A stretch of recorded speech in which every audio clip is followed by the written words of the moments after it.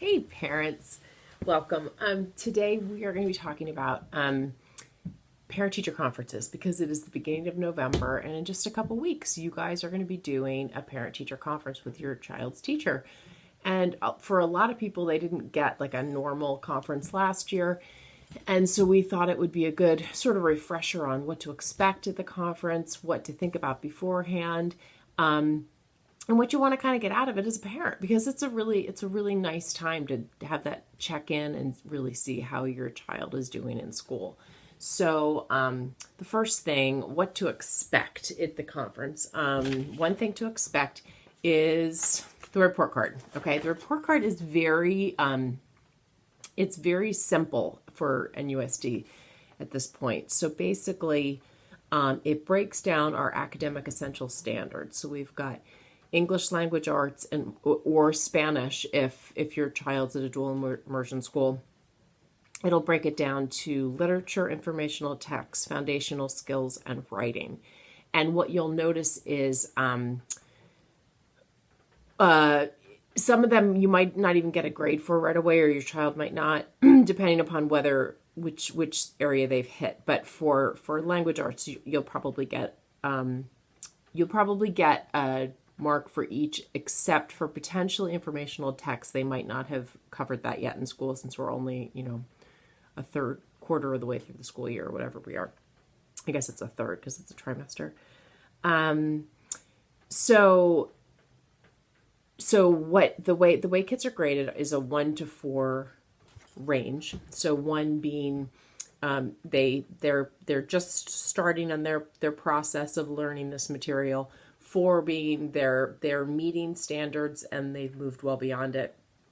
3 is we're in a perfect world proficient, right? That's in a perfect world where we'd like all of our kids would be at a 3. Of course, we accept that that's not going to happen, and that it's okay that it's not. But you just want to know sort of where your child is in that range, so that you understand where we're hoping we can get them to go. Then math, it breaks it down into math practices, algebraic thinking, operations based on 10. I'm holding a 4th grade report card right now, so it has number and operations, fractions. I'm not sure if the lower grades has that or not. Measurement and data, and geometry. So again, your child is not going to get a grade on all those this trimester because they have not covered all those areas of math yet.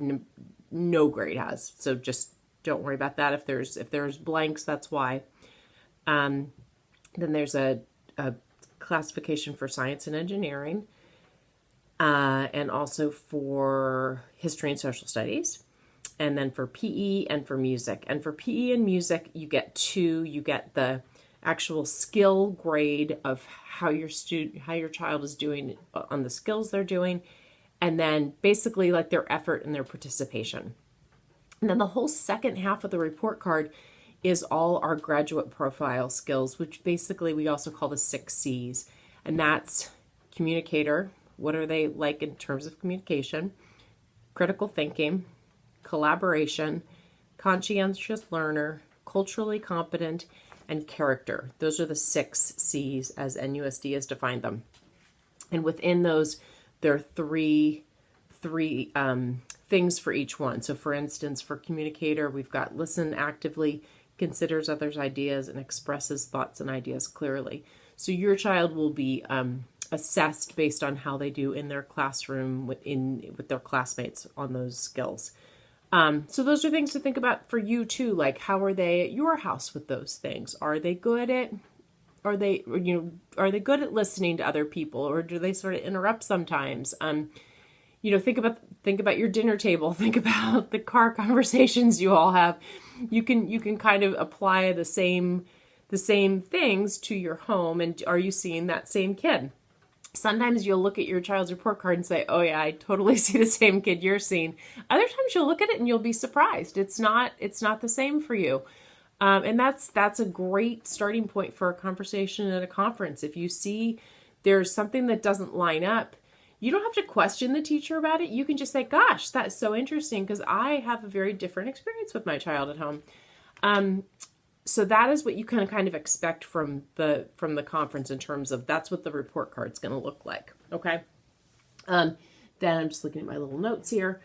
Think about what questions do you have from home, things that might be happening with homework, other things that might be happening at home that you're concerned about that your teacher might be able to address, or strengths that you know your child has that you want to make sure their teacher knows about them as well. Like maybe you know your child is really great at taking responsibility with things and following tasks. Maybe they're really good at chores. Maybe they're really great with their younger siblings.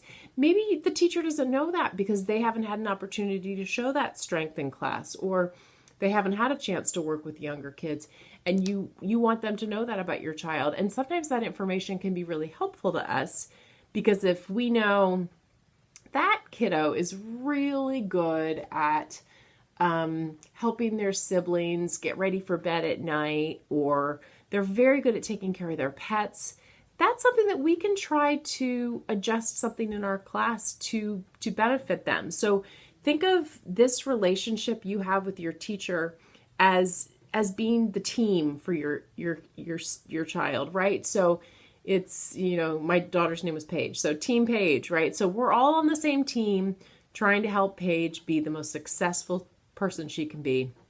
What do we need to do that? And it's like a think tank, right? You are working with the teachers to figure out how can we make this child's experience be the best we can make it be from now until June. And then you get to start the different relationship with a different teacher. But for right now, what can we do to make their experience really successful in school? What can we do to make them get excited to get out of bed in the morning and hop in the car or get on their bike or whatever they do to get to school, come to school and have a successful day, and go home and have a successful afternoon? That's what we're kind of looking toward. Sorry, just looking here. Oh, and with the report card, one thing I've noticed with my kids is that oftentimes we get home, my husband and I would get home from the teacher chat, and they'd be, was it okay? How are we doing, Mom and Dad? They were always a little bit nervous, even though they were totally good students. So I don't know why they were worried. They just worry about it, right? They're like, it's kind of like you're getting the evaluation from your boss. So as a parent, I will tell you what I always focused on was I focused on all the areas on the report card that showed effort and showed kindness and showed the behavior I wanted my child to show. And so I would really focus on those areas. And you do what you need to do in your house to do what you think is going to be successful for them. But for me, I think it worked pretty well to not focus. I didn't want to focus entirely on you got a 2 and whatever. It's okay. It happens. The other thing I wanted to mention was you might notice over the course of the year, like maybe at the beginning of the year, your child's getting a 3 in writing. And then as the year goes on, all of a sudden they drop down to a 2. That can happen for a couple different reasons. And I just wanted to make you aware of this so you're not surprised. Number one, it can happen because whatever the writing unit that's being taught in the beginning of the year might be different from the end of the year. So like at the beginning of the year in first grade, I know they often teach small moment stories. And later on in the year, it goes to like persuasive essays and informational essays. Sometimes kids aren't as strong in those areas, and so they might not do as well. That happens, but also what happens with all of our expectations, right? We just keep raising the bar on the kids, and our expectation goes up a little higher. So like with reading foundational skills and informational text, what might happen is, we might say the reading level should be an E for the first trimester, and then all of a sudden it moves up to an H for the last trimester or whatever. So if your child hasn't made that same progress, they might all of a sudden be getting a slightly lower grade. It doesn't mean that they haven't made progress. They have made progress. It means that measure we're using, that bar that we're moving up to measure them by, has moved up more quickly than they have. So don't panic. It's something to ask your teacher about, but don't panic, because there's usually a reason for it. Things you can do, extra things you can do at home, and usually our teachers will, your teacher will give you some great ideas, but some things that we made sure we did a lot with my kids growing up were we played a lot of games in our house, and games will develop social skills because you have to learn how to take turns, and you have to learn how to how to, be a good sport and all those things. We did a lot, but it also helps with number sense a lot of the time. And with reading, you might have to read cards, or you might even have to write something. So we played a lot of Yahtzee. We did a lot of card games. We did Boggle, any kind of games with strategy like chess or checkers or any of those. When we would take hikes or walks as a family, we would often play little like word scramble games where we'd give the kids like 4 or 5 letters and they'd have to unscramble it in their mind and figure out what word we were trying to think of. You can do different counting games too in the car. You can do skip counting, like multiplication kind of things in the car, and then you can have the kids go up and then have them go back down, because that's trickier, where they have to use their brain a little more and they might need to visualize the numbers a little bit more. So for instance, you could have them skip count by threes and say 1, 3, 6, 9, 12, 15, 18, 21, 24, 27, 30, but then they have to go back down. So 30, 27, 24, 21, 18, 15, 12, 9, 6, 3, 0. And I think you'll find if you start doing that yourself, it's harder to come back down. So have them do the go back down part. The other thing is to, especially if they're just learning, if they're at the beginning of literacy, if they're just starting to learn how to read, having them practice blending and segmenting words. So in other words, saying to them, I'm going to say 3 sounds and you're going to tell me what the word is. So at, what's the word? It's cat. Or you can make it harder and say at, and they have to know its letter, whatever it is, right? You really break it down, have them be able to squish it back together and blend it. Then they can do the opposite. You give them a word and they can have to segment it. That is great for the foundation of getting to writing. And writing is the area that has always been one of the hardest areas for kids to do in school.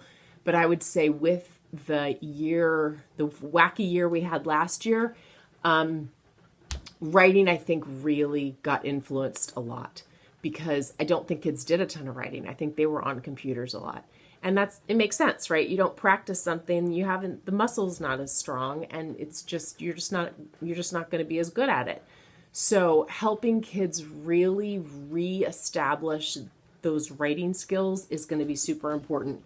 One way to do that is to try to make writing something they want to do. There's a purpose for it, right? So my kids, for some reason, they always wanted to write. They started by writing like lists of all the names of all the people in our house. And then they wanted like signs and posters all over our house. We always had pieces of paper taped all over the walls. And I just kind of went with it because I knew it was part of their literacy. So my mom thought I was crazy. She'd come over and say, why is there paper taped all over your walls? But it did help the girls kind of just get more comfortable with writing, and there was a purpose for it, right? They had to write a note up on the wall about something. You could have them write lists for the store. You could have them write the invitation for the birthday party. Have them write emails to family members who they don't live with, like maybe grandparents or aunts or uncles or somebody. That communication process is super good for them. Wherever you can stick a writing situation it's not just you're going to sit to write for writing's sake. It's you're writing because of this other thing. I'm going to strongly encourage you to do it, because I think that's really going to help your student or your child with learning how to write. They could keep a journal or a diary. Maybe they have all sorts of inner ideas that they want to put out on paper. Whatever it is, I would encourage it. I even had like a little writing bin for my daughter when she was little, and we had like markers and letter stamps and all different things that would help support writing in that, and she would carry it around with her and write all over the place. So just a recommendation. It's just something I've been seeing a lot at the schools where I work, that kids are really struggling with writing. So I guess in review of the video here, I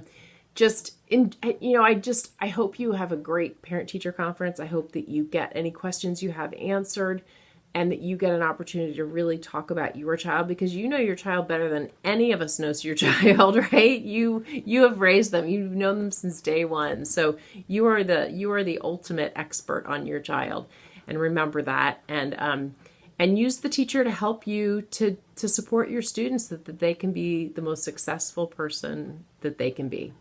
And I hope you have a great time. All right. Take care.